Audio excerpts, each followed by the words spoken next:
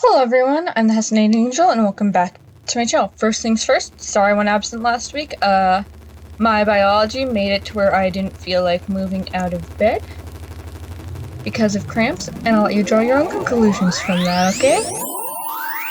And the reason there wasn't anything up is I did not have a backlog. Still working on making a backlog, but hopefully I will have some in the future when the weekly monster arrives. This video is going to be a bit different than my others because it's more of a reaction thoughts video on the Miraculous New York Special. At the time I'm writing the script, I haven't seen it yet. Hopefully you didn't hear that mini burp.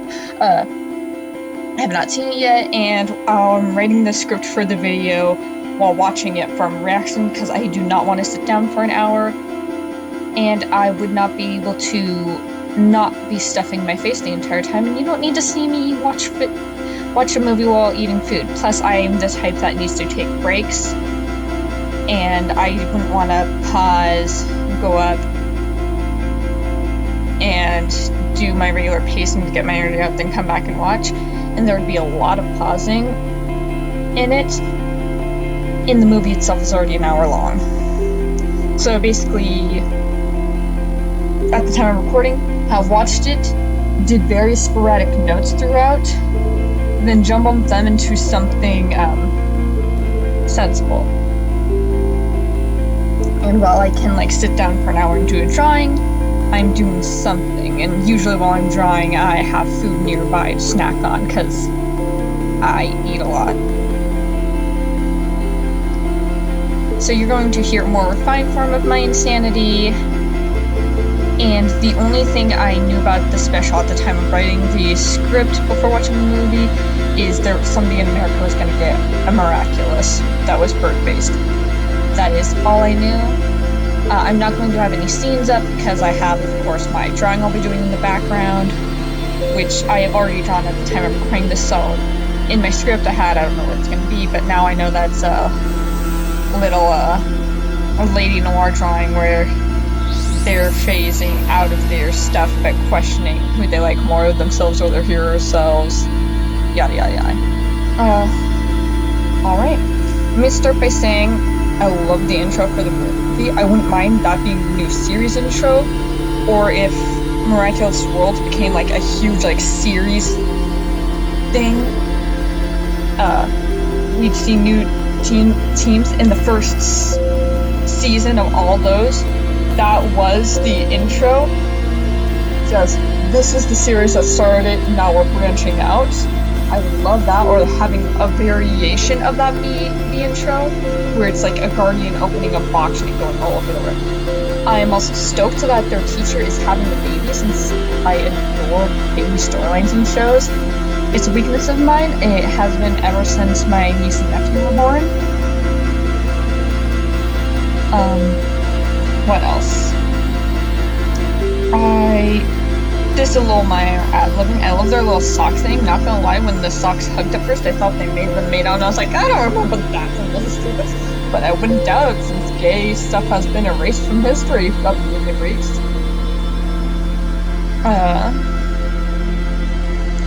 I also love the Ariel, Ladybug, and Chat Noir designs. I thought they were incredible, and especially Chat, who I call Bat Chat. Bat Chat!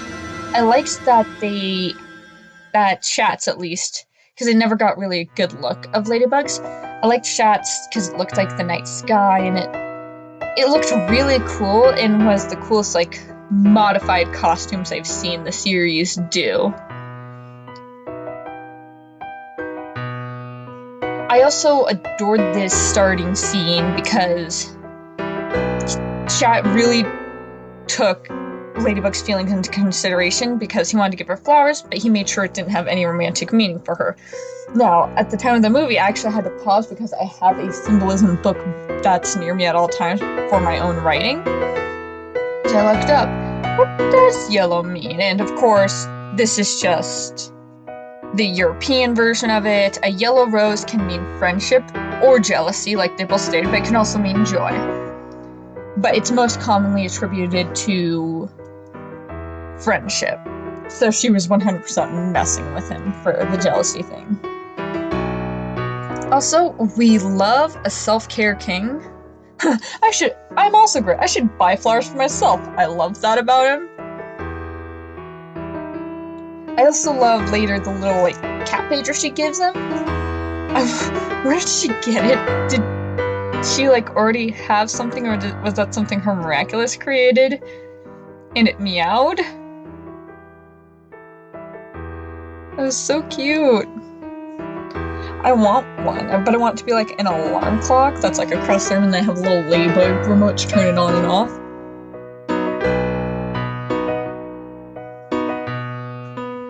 So, my only criticism of the movie as a whole, because otherwise I enjoyed it, is the first half and the second half felt very loosely connected.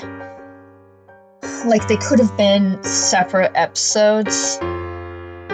Because I managed to watch the first half, stop because I needed to check on my sister and her baby, because I was getting hungry and I knew she was getting hungry. Made dinner with her, ended up talking with her for a couple hours, came back, watched the second half, and felt just like I had come back into another episode rather than coming into a movie halfway through, like, okay. They just didn't feel like they were meant to be a special. It seemed more like it was meant to be a two-part special, or where there are two episodes. The Paris couple episode, and then the introducing new heroes special. And there's nothing wrong with that, I just feel like they didn't have to make it seem like it was a movie. Not that I'm mad about it. I enjoyed both halves. The first half reminded me of those, I call them Hallmark Christmas rom-coms. You know, because girl goes to a new city, meets a boy, learns the meaning of Christmas. It had a very similar plot to those, and I love those. So I was 100% in it for that first half. I'll have to look up the robot girl's name because I have it incorrect in my things. I know because I saw it when I was, Aeon. I love Aeon. 100% like, she was my favorite new character introduced in this movie. The minute I see this girl go on screen, I'm like, she's cute! And then she's like, they are made for each other. And like, she spoke like a robot, and I was just like, I love her because I have a soft spot for robotic characters learning feelings. Like, she reminded me of a more advanced version of Pi from... Did you have to do that right then, phone? A more advanced version of Fi from Skyward Sword, Legend of Zelda. But I just adored her. I liked all of the American heroes. That leads me to a few questions. First off, are the bracelet things magic like the Miraculous? Or are they Miraculouses? Or are they technology? I didn't quite understand how the American heroes worked. And I'm pretty sure that, like, in the Origins episode, that Alia refers to Majestia as a comic book character. So did they kind of just retcon that and be like, well, heroes are now a thing, especially in America in this. And how did that come about? I have a lot of questions regarding that. But I'm sure if we see more of the New York team in a New York Central show, I'd get to learn more. But if we do see that, I want to see Aeon get her own Miraculous and see that it works on her robots, because she's essentially human in all but construction.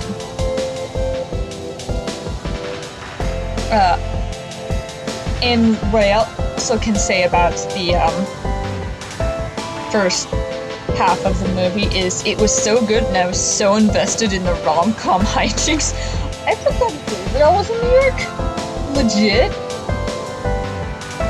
like, in my original notes, I was like, oh, low-key forgot Gabriel was here trying to, cause trouble. I was just enjoying the rom-com so much. If they had took the first half and made it its own movie of just people trying to set Marinette and Adrian up, I don't know who would complain. I was so into it. Then again, I love those dumb, romantic comedy movies that Hallmark does around Christmas. That is just 100% my thing. Honestly, it could have been like 3 separate episodes, like funny rom-com hijinks and them entering New York,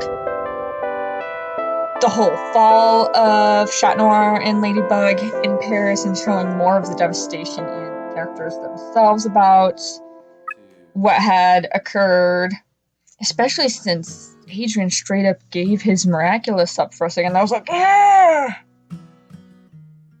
And then that being the start of seeing the young heroes in New York rising up to the challenge of helping their superiors. I think it could have been 3 episodes, and they could have been separate episodes that were loosely connected.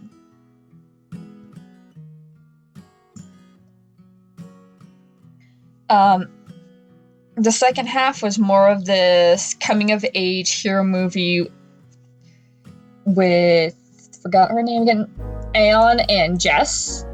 Aeon is such a pretty name, it's just so hard for me to remember because I am white, and names that aren't white or Japanese are hard for me to remember. Yeah. But I did love the focus on them. Also, where does Jess get her, like, binder and voice changer? As somebody who wants to be identified by the public as a gender-ambiguous rectangle, I'd like to know where she got such a good binder she could work out in. Because she's not entirely flat. That's just a side note for me. I also love how the characters are written, because they seemed, more so than even the original series, they're so well written as teenagers. Like, Aeon talked like how neurodivergent people may talk. Like, I could 100% see me and my significant other having a conversation like that. Like, they look compatible. They do. And just Sabrina getting her own moment away from Chloe with the guy she likes. Also, speaking of that party, has anyone else watched Naruto and the Miraculous Ladybug fandom? The Miraculous Ladybug fandom? Because, like, if you didn't, you saw the last. Did that shot not give you Naruhina vibes from the last? Like, oblivious blonde boy, blushy blue-haired girl, in front of the moon. If they had kissed, I might not have been able to finish the movie because I would have been squealing so hard. Nino and Alia are also the best friends ever in this movie. Just, I don't know if they're the cutest or the most embarrassing couple. Both. You can be both. And Nino's like high-pitched, "My little chick is spreading his wings." Oh, it was so good, so funny.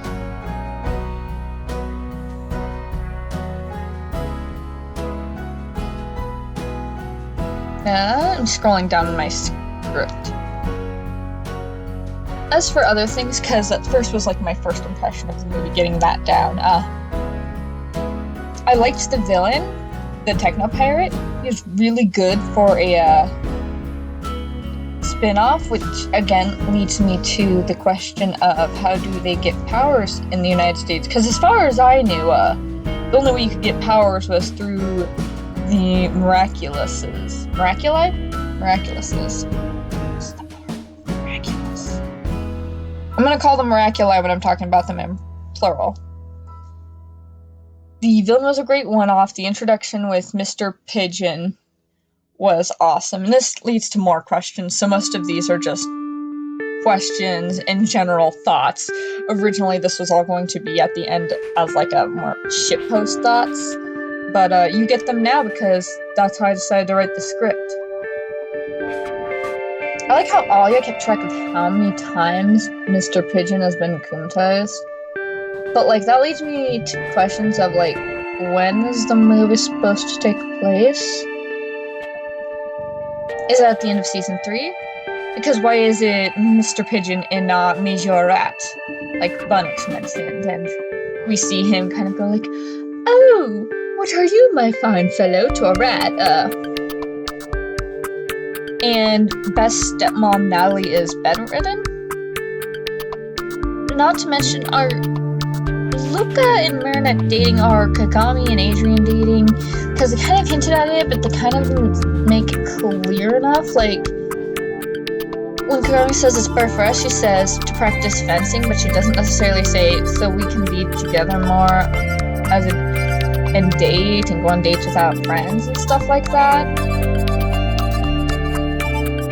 Lots of questions.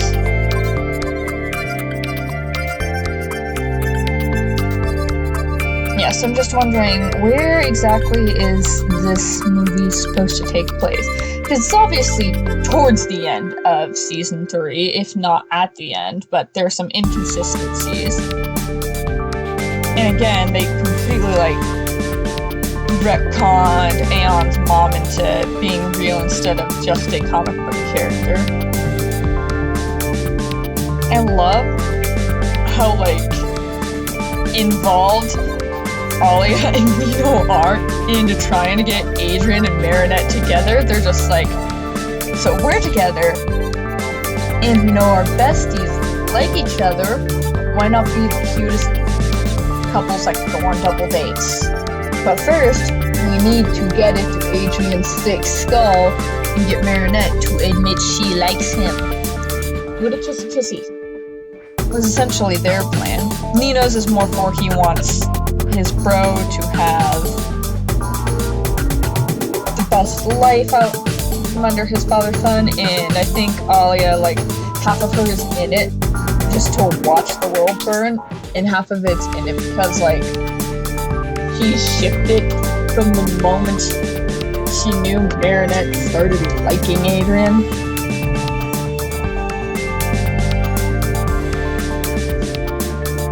I hope it's referenced in the future. Like, I don't want to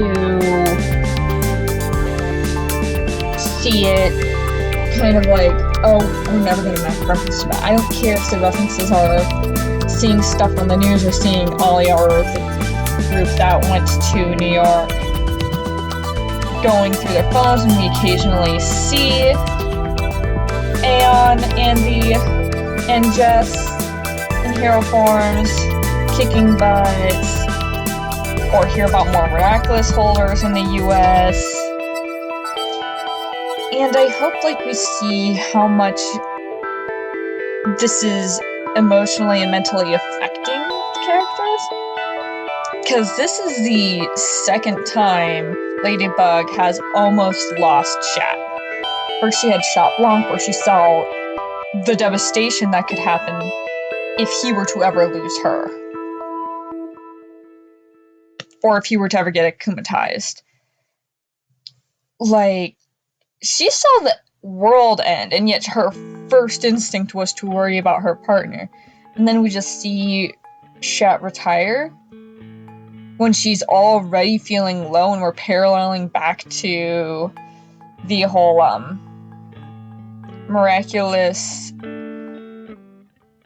episode where Mayara was making Ladybug doubt herself, and that's when he goes. And then we see that she believes she can't do her job without him, and she was so angry with him, but she was heartbroken when he left. Like, girl, you sure you don't have feelings for this boy?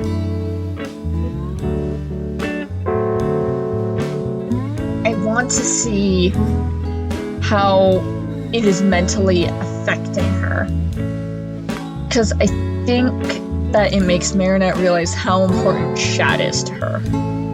And I want to see how this affects Adrian and how he works as Shad. Like, is he going to try to be a bit more responsible as Shad, or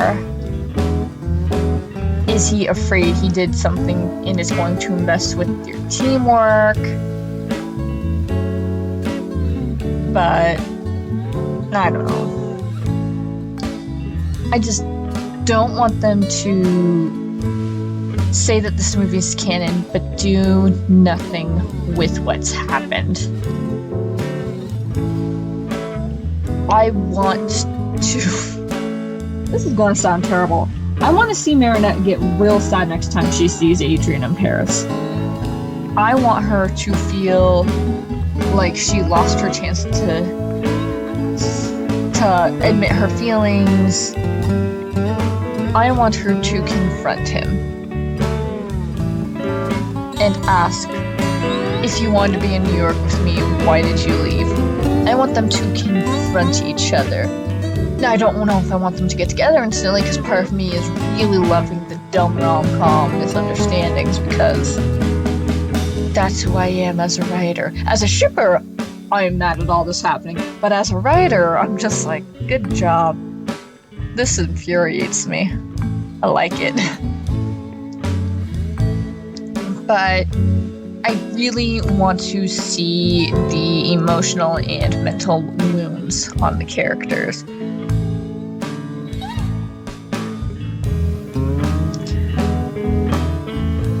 I want to see that the movie is canon. I don't want to be told it's canon and, oh, we have to believe it because Greta said it.